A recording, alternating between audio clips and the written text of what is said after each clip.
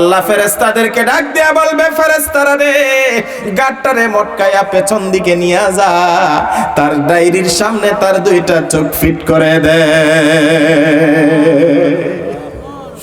আমলনামার diary পড়া হবে, দেখবে সব লেখা আছে রে।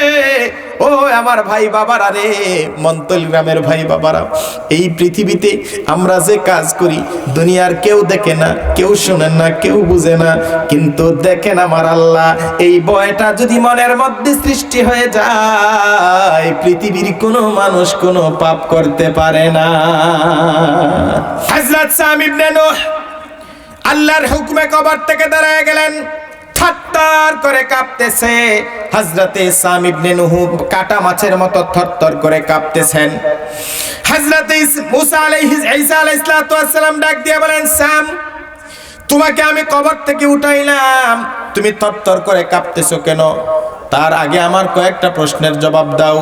এই পৃথিবীতে তো কোনো মানুষের চুল পাকে নাই কখনো। এই পৃথিবীতে সর্বপ্রথম চুল পাকছে হযরত ইব্রাহিম আলাইহিস সালামের। কার? হযরত ইব্রাহিম আলাইহিস সালামের আগে কারো চুল পাকে নাই। তো ইব্রাহিম নবীর আরো আগে ছিল হযরত সাম ইবনে নূহ। তো তুমি যখন দুনিয়া থেকে বিদায় নিয়েছো, তখন তো তোমার চুলদারি কিছু পাকে নাই। দেখতেছি তোমার চুলদারি সব পাকে গেছে গা, ঘটনা কিটা? আর তুমি যখন ইন্তেকাল করছিলাই, তুমি ছিলাই নওজোয়ান টকবকে যুবক।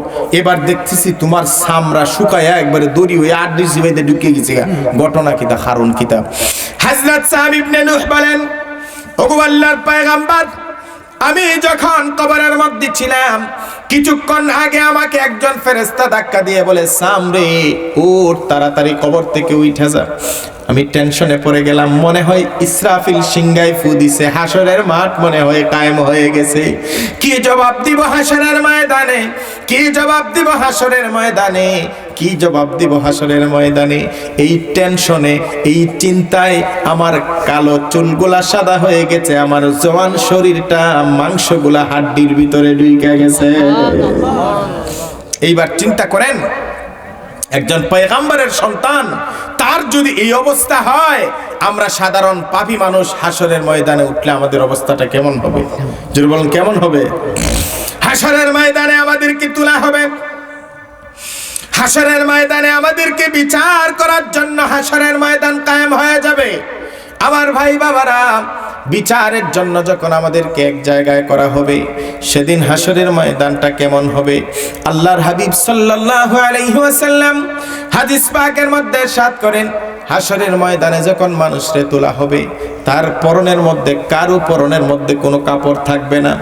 আম্মা জান আয়েশা রাদিয়াল্লাহু তাআলা আনহা ডাক দিয়া বলেন, ইয়া রাসূলুল্লাহ, ইয়া হাবিবাল্লাহ, আয়েশার পরনেও কি কোনো কাপড় থাকবে না? খাদিজার পরনেও কি কোনো কাপড় থাকবে না? আল্লাহর নবী বলেন, রাহমাতুল লিল আলামিন, আমার পরন ছাড়া আর কারো পরনে কোনো কাপড় থাকবে না। আম্মা জান ডাক দিয়া বলেন, ইয়া রাসূলুল্লাহ, ইয়া হাবিবাল্লাহ, এটা কেমন কথা বলেন? ভাবতেই তো আমার লজ্জা লাগে, কল্পনা করতেই তো খারাপ লাগে। হাসরের ময়দানে লক্ষ লক্ষ কোটি কোটি মানুষ এক জায়গায় থাকবে, সেখানে আমি কিভাবে উলঙ্গ থাকবো? আমার কি শরম হবে না? নবী দুলালের কি শরম হবে না? নবীর মেয়েদের কি শরম হবে না? আল্লাহর নবী সাল্লাল্লাহু আলাইহি ওয়াসাল্লাম তখন কোরআনের একটা আয়াত পড়ে শোনালেন, লিকুল্লি ইমরিইম মিনহুম শাইইন ইউগনি। সেদিন হাসরের ময়দানে মানুষগুলো এত টেনশনের মধ্যে থাকবে, এত পেরেশানির মধ্যে থাকবে, তার পাশের মানুষটার পরনে কাপড় আছে না নাই, ল্যাংটা নাকি কাপড় পরা, ওই জিনিসটা পর্যন্ত তার দেখার ঠিক সময় থাকবে না, খেয়াল থাকবে না। এটার বাস্তব উদাহরণ দেই। অনেক সময় অনেক ছেলেরা আছে, দেখবেন রাস্তার খানির দাঁড়ায় দাঁড়ায় মোবাইল টিপতেছে, ফেসবুক ঠেলতেছে। এর সামনে কিন্তু এর আবার এর মনোর আলী চাচা গেছে, এর চৌকের সামনে দেখেছে, চোখের সামনে দেখেছে। আরেকজন আয়া কইতেছে, হয় কিতা বেটা, এই মনোর আলী চাচা এমনি গেছিল, তুই দেখছ? হয় না বেটা, আমি দেখছি না। অথচ এর চোখের সামনে দেখেছে। কই দেখেছে? এর চোখের সামনে দেখেছে, অথচ এ দেখছে না। কারণ কিতা? তার মনোযোগ আছিল তখন মোবাইলের ভিতরে, মনোযোগ ইবাই মন্নরলি সামনে দেখাত না, কথা বল ঠিক না? যদিও তার চৌকের সীমানার ভিতর দিয়ে গেছে, তথাপিও সে দেখে নাই। তার কারণ তার অ্যাটেনশন, তার মনোযোগ ওই দিকে না, তার মনোযোগ মোবাইলের দিকে।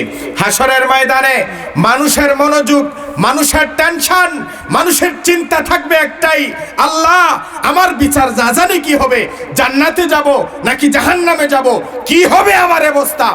এই টেনশনে মানুষ এত পেরেশানির মধ্যে থাকবে, ওই মানুষগুলা একবার কল্পনাও করতে পারবে না তার ফাঁসের মানুষের ফরন ও খাফর আসেনি না নাই, বলেন সুবহানাল্লাহ। কত কঠিন অবস্থা।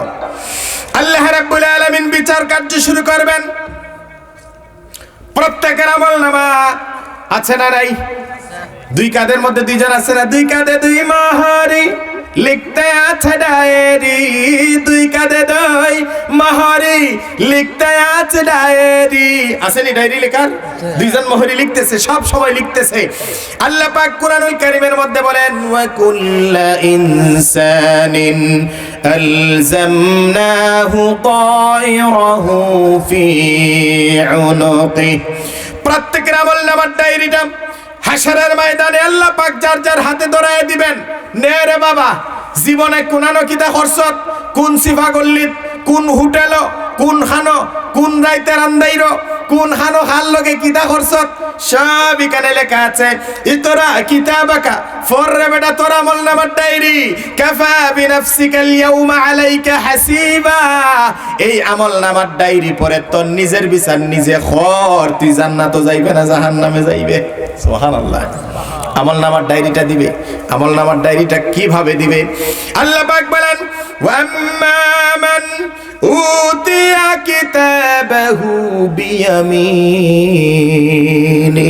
যারা নেককার তাদের আমলনামার ডায়েরিটা আল্লাহ পাক দিবেন ডান হাতে সামনের দিকে, ডান হাতে সামনের দিকে।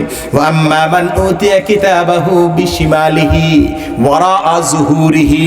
যারা বদকার তাদের আমলনামার ডায়েরিটা দিবে আল্লাহ পাক বাম হাতে সামনের দিকে না পেছন দিকে? সামনে না পেছনে? পেছন দিকে দিবেন।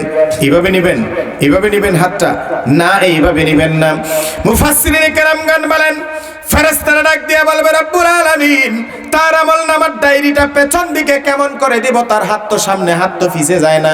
আল্লাহ ডাক দিয়ে বলবে, সহজ হিসাব, তার বুকটা ছিদ্র করে হাত, বাম হাতটা পেছন দিকে বের করে দাও। আল্লাহু আকবার। বুকটা ছিদ্র করে আমলনামার ডায়েরিটা পেছন দিকে হাতটা বের করে তার হাতের মধ্যে ধরায়া দিবে। আল্লাহ ডাক দিয়ে বলবে, ইকরা কিতাবাকা, পড় তুই তোর কিতাবে কি লেখা আছে। ডায়েরি পেছন দিকে, চোখ কোন দিকে? চোখ কোন দিকে? সামনের দিকে। আল্লাহ বান্দায় ডাক দিয়া কইব, আল্লাহ এটা কেমন বেশাবা কথা, আমার বই দিলাই ফিসিদা মেলাইয়া, চোখ তো আমার সামনে দা ফরতাম কেমনে, কই সুজা হিসাব, দয়া মায়া নাই। আল্লাহ ফেরেশতাদেরকে ডাক দিয়া বলবে, ফেরেশতারা রে গাটটারে মটকায়া পেছন দিকে নিয়ে যা, তার ডায়েরির সামনে তার দুইটা চোখ ফিট করে দে। আমলনামার ডায়েরি পড়া হবে, দেখবে সব লেখা আছে রে। ও আমার ভাই বাবারা রে, মন্তল গ্রামের ভাই বাবারা, এই পৃথিবীতে আমরা যে কাজ করি দুনিয়ার কেউ দেখে না, কেউ শোনে না, কেউ বুঝে না, কিন্তু দেখেন আমার আল্লাহ। এই ভয়টা যদি মনের মধ্যে সৃষ্টি হয়ে যায়, পৃথিবীর কোনো মানুষ কোনো পাপ করতে পারে না। আমার ভাই বাবারা, হাসরের ময়দানে বিচার শুরু হয়ে গেল। আমার ভাই বাবারা রে, আপনার নেকি বদি ওজন হয়ে গেল। একদল চলে গেল জান্নাতে, আরেক দল চলে গেল জাহান্নামে। একদল চলে গেল জান্নাতে, আরেক দল চলে গেল জাহান্নামে। আমার ভাই বাবারা রে, জান্নাতীরা যখন জান্নাতে চলে যাবে, জান্নাতের মধ্যে অফুরন্ত অনন্ত অসীম সুখ তাদের কাছে আছে না? না, জান্নাতের অনন্ত অনাদিকাল সুখ আছে। আর জাহান্নামে যারা যাবে তারা জাহান্নামের আগুনে জ্বলতেই থাকবে, জ্বলতেই থাকবে। আমরা কি জান্নাতে যেতে চাই না জাহান্নামে যেতে চাই? আরো জোরে বলেন, জান্নাতে যেতে চাই না জাহান্নামে যেতে চাই? আমরা জান্নাতে যেতে চাই। তাহলে জান্নাতে যেতে চাইলে জান্নাতের কি আরাম আর জাহান্নামের কি শাস্তি আছে একটু কইমু। তার আগে 1 মিনিট একটু জিকির করেন।